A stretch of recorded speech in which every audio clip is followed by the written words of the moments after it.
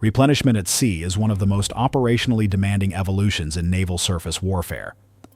Not because it is technically complex in the way that a combat engagement is complex, but because of what it requires the ship to surrender in exchange for the fuel and provisions it receives. A destroyer alongside an oiler is a ship that has voluntarily reduced its most fundamental defensive resource, the ability to maneuver. The two vessels must maintain station on each other at a separation of approximately 80 to 90 feet.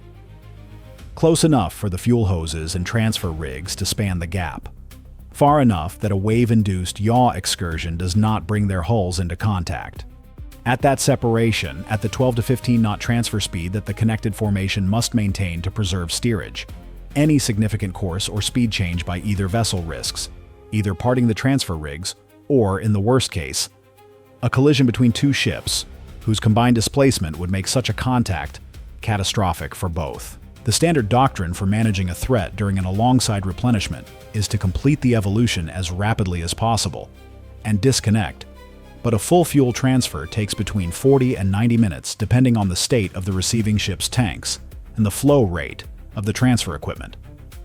And the ability to disconnect rapidly under threat is constrained by the mechanical time required to safely disengage the transfer rig and the hoses without spilling thousands of gallons of naval distillate into the Gulf. The Persian Gulf in the hours before dawn runs its own operational rhythms. The commercial traffic moves through its established lanes. The IRGCN patrol craft cycle through their assigned sectors. The U.S.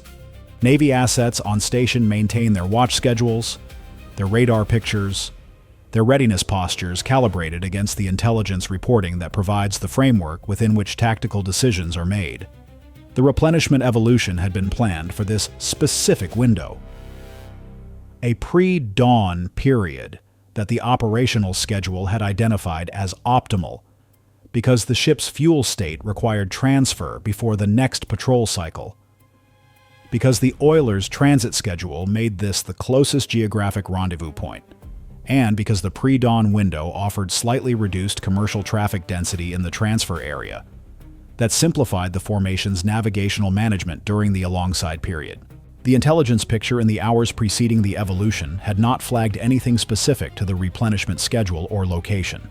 The elevated IRGCN activity indicators that had been running at elevated levels across the Gulf region for the preceding week were present, but they had been present continuously for 9 days, and the watch team's pattern recognition had recalibrated around them as background rather than imminent threat.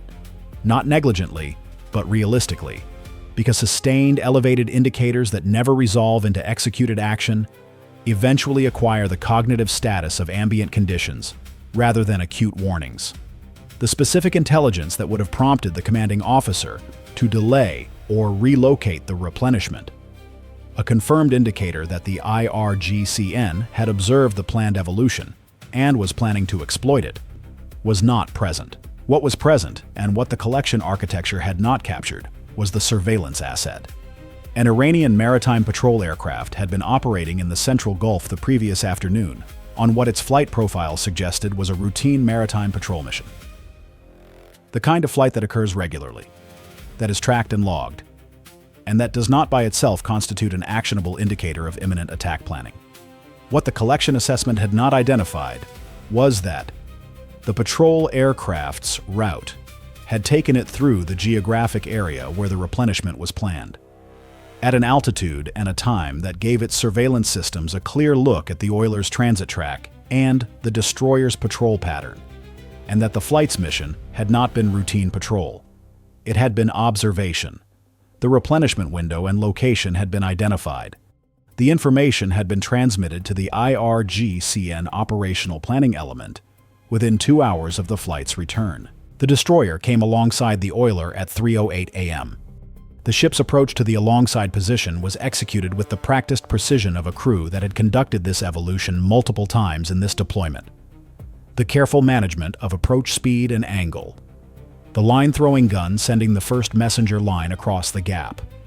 The progressive rigging of the transfer station as the two ships settled into their connected formation and the fuel hoses were streamed across.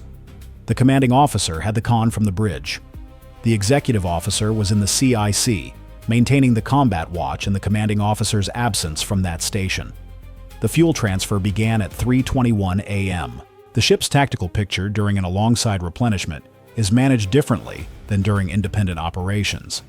The commanding officer's attention is necessarily divided between the ship handling demands of maintaining station and the combat situation that the executive officer is monitoring from the CIC.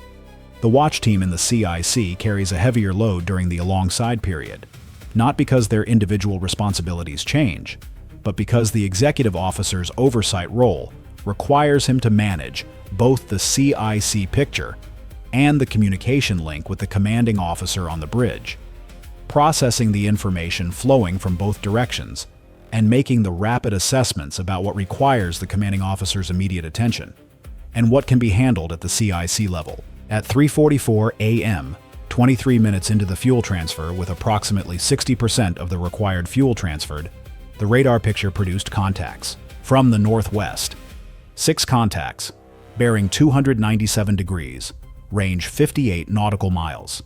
The flight profiles resolved on the second radar sweep as consistent with sea-skimming loitering munitions, small, low, fast enough to place them at impact range in approximately 22 minutes. The executive officer made the initial assessment and transmitted it to the commanding officer on the bridge in a single sentence. 6 inbound contacts northwest, bearing 297, range 58, 22 minutes to impact. Recommend immediate disconnect. The commanding officer's response required him to process 3 simultaneous facts. First, 6 inbound contacts, 22 minutes to impact, engagement required. Second, the fuel transfer was 60% complete, the hoses were connected, the transfer rig was rigged.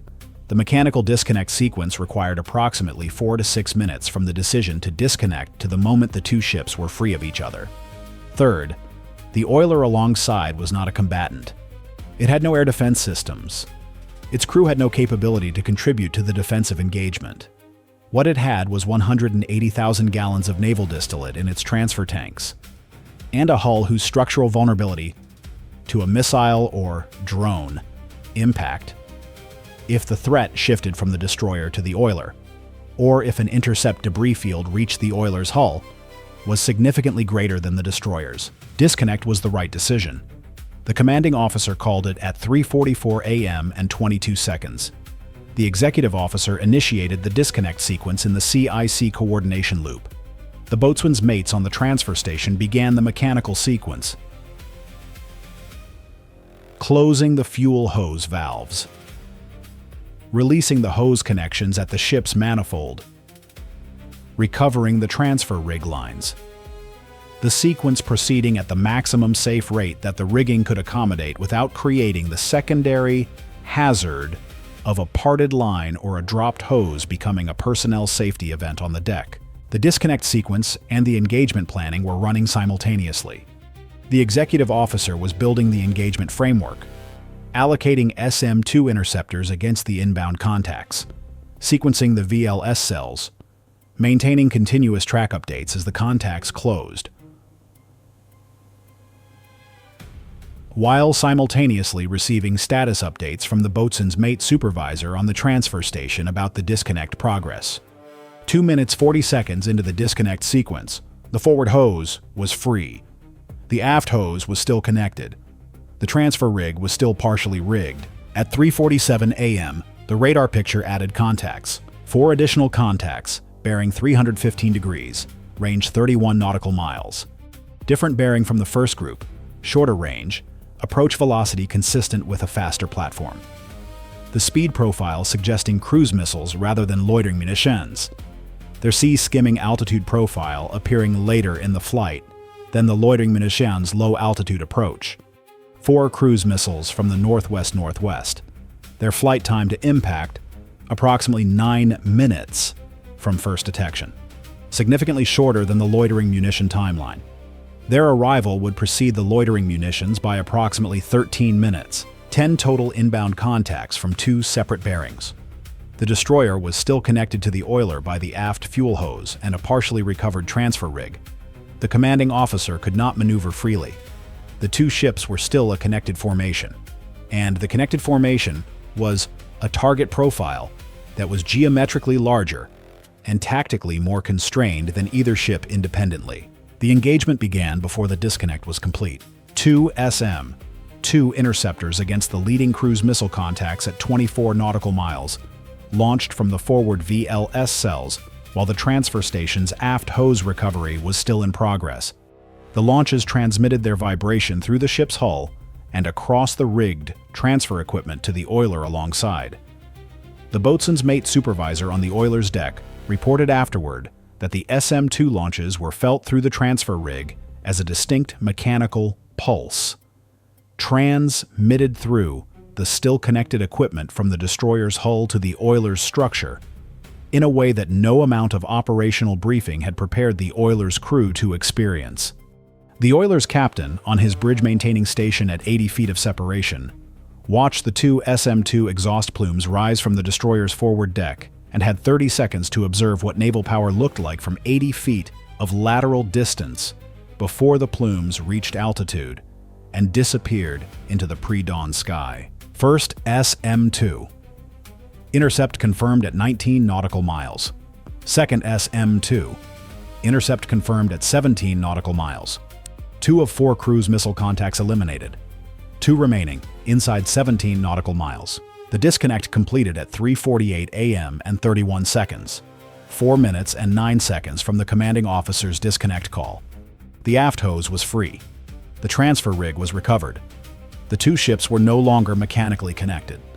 The commanding officer called for immediate separation and ordered the helm to come right to a course that opened range from the oiler's position, while simultaneously improving the ship's engagement geometry against the northwest-bearing contacts. The oiler turned left, increasing its separation from the destroyer's new course and putting distance between itself and the engagement that was developing to the destroyer's northwest.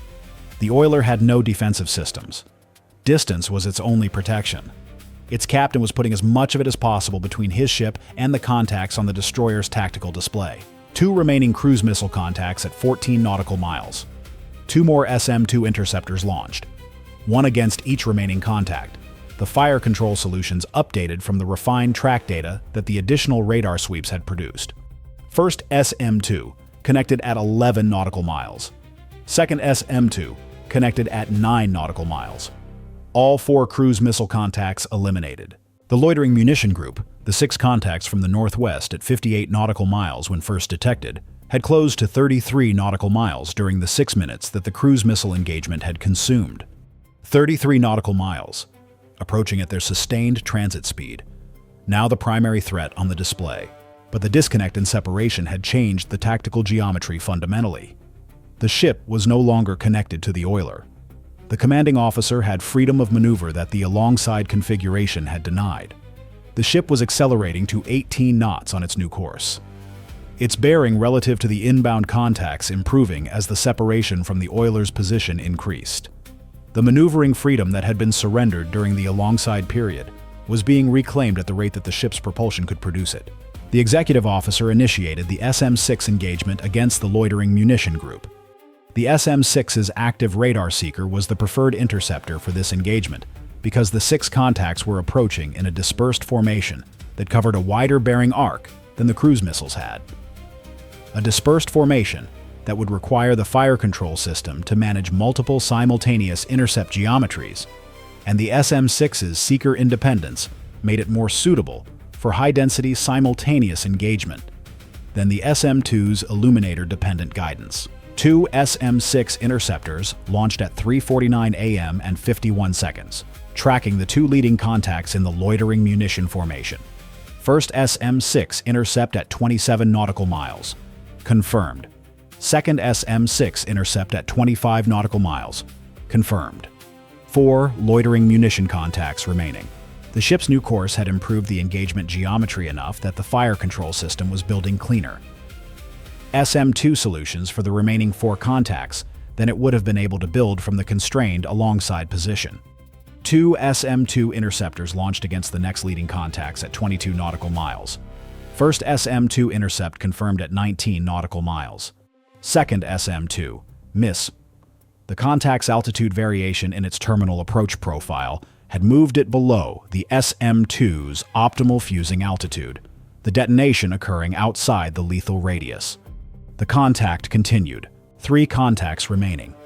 2 at 17 nautical miles. 1, the SM-2 survivor. At 14 nautical miles, inside the SM-2 missed geometry that had allowed it to close additional distance. The ESSM layer opened for the SM-2 survivor first.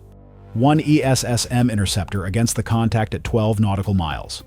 Intercept confirmed. 2 contacts remaining at 15 and 13 nautical miles. 2 more ESSM interceptors, 1 for each remaining contact. First ESSM, confirmed at 11 nautical miles. Second ESSM, the final contact in the engagement, required 2 radar sweeps to build a clean track solution before the launch was executed, the contact having descended to approximately 4 meters altitude in its terminal phase. The sea surface clutter in its approach corridor, complicating the track discrimination. The ESSM launched at 3:51 a.m. and 17 seconds. Intercept confirmed at 8 nautical miles. At 3:51 a.m. and 41 seconds, the radar picture cleared. 8 minutes and 19 seconds from first contact detection to last intercept. 4 cruise missiles eliminated across the SM-2 outer ring. 6 loitering munitions eliminated across SM-6 and ESSM engagement layers. The disconnect and separation evolution had consumed 4 minutes and 9 seconds of that window. 4 minutes and 9 seconds, during which the ship had remained constrained to the alongside geometry, while the engagement was already beginning. The oiler was now approximately 4 nautical miles southwest of the destroyer's position. Its navigation lights moving steadily away from the engagement area on the course its captain had ordered as soon as separation was complete. The oiler's crew had been at general quarters since the executive officer had transmitted the threat warning at 3:44 a.m. They had conducted that general quarters muster, closed all watertight boundaries, and manned all damage control stations, while simultaneously managing the disconnect sequence and the ship handling demands of breaking away from the alongside position. They had done all of this while watching from approximately 90 feet of separation. The destroyer launched missiles from its VLS cells at inbound contacts that their own ship had no capability to engage. The post-engagement damage assessment for the destroyer was clean. No fragment impacts, no hull damage, no personnel casualties. The transfer station rigging had been secured without incident during the rapid disconnect. The fuel transfer had been 60% complete at the time of disconnect. Kamedistakur, Tatunderate. The ship's tanks were not at the level the commanding officer had intended to achieve before the next patrol cycle, but the operational fuel state was sufficient to support the immediate requirement. The post-engagement assessment for the oiler was also clean. The only consequence for the oiler was the lost fuel transfer, the 40% of the planned transfer that had not been completed when the disconnect was executed. That shortfall would need to be addressed at the next logistics rendezvous, which the 5th Fleet Logistics Coordinator was already planning as a priority item. The weapons expenditure summary was recorded and transmitted with the contact report. 4 SM-2 interceptors expended against the cruise missile group. 2 SM-6 interceptors and 2 additional SM-2 interceptors expended against the loitering munition group. 3 ESSM interceptors expended across the inner ring engagements. Total interceptor cost, approximately $31 million. The estimated cost of the IRGCN attack package, 4 cruise missiles and 6 loitering munitions, including the Maritime Patrol Aircraft Surveillance Operation that had identified the replenishment window, the coordination infrastructure, and the operational costs of the launch platforms. Approximately $3 to $4 million. The post-engagement analysis at 5th Fleet identified what would become an immediate operational planning directive.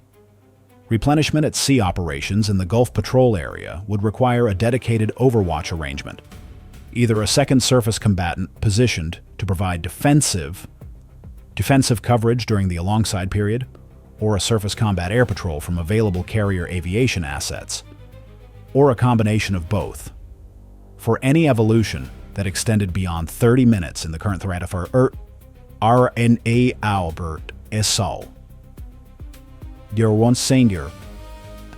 This operation worry. The geometry of the alongside replenishment had been identified and exploited as a vulnerability. The identification was now confirmed. The exploitation had been attempted. The future occurrence of both was certain, and the directive reflected that certainty. What the directive also noted, and what the commanding officer had understood at 3:44 a.m. when he called the disconnect, was that the 4 minutes and 9 seconds of the disconnect sequence had been the most dangerous. 4 minutes and 9 seconds of the entire engagement. Not because the inbound contacts had been inside their engagement envelopes during that window. They had not been.